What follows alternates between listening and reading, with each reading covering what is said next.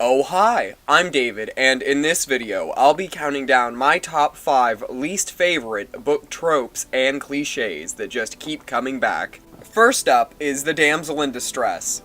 Now, when played out traditionally, I feel like this is a tired trope, wherein the damsel gets captured and has to wait for the hero to rescue her. I feel that far too often, the damsel in question can become a plot device rather than a character, just something to get our hero on that hero's journey. I feel like I've seen this cliche pulled far too many times and done badly. I mean, there's so many ways that you can make a damsel in distress interesting. For example, what if the damsel outsmarts her captor and then the rescue team is captured and she has to outsmart the captor yet again to rescue the rescue team? That's just an example, but there's so many different ways that you could take that cliche. 4. Clones. This sci-fi trope, I feel like, usually detracts from a story. It's hard to feel invested in a character's death if they can just be cloned or brought back to life.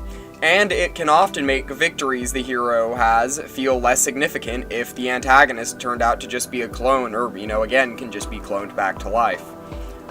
Also, it just makes the stakes feel a whole lot lower overall, and can often create plot holes.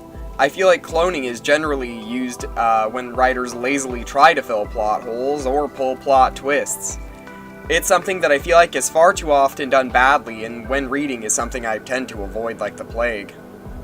However, I would like to read a book where this is done well. If you've read one, please do leave me some recommendations in the comments.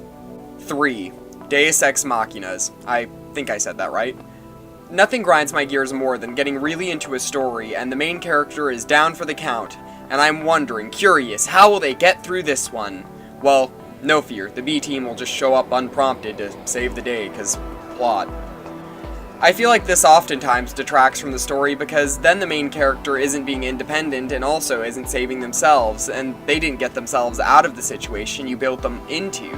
Oftentimes, this comes around the climax, and I feel like it detracts from the main character, because usually the character will end up in that dire situation because it's where the plot has been propelling them this entire time.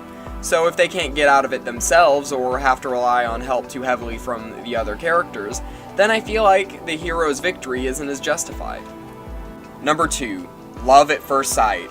I mean, what more can I say? Nothing like some good old insta-love, am I right?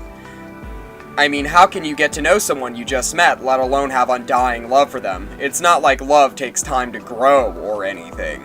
1. Killing the mentor or parents. Parents? Mentor? Parents. Parents. Yes. Killing the parents.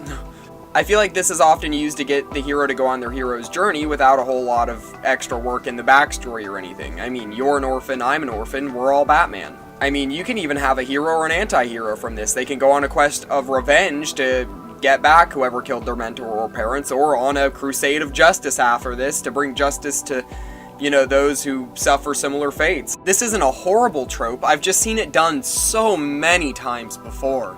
I mean, I would like to see more creative ways for heroes to get pushed onto their hero's journey. Why do the parents or mentors always have to die? What book tropes or cliches do you hate? Let me know in the comments. If you enjoyed this video, don't forget to drop me a like, and until next time, read on.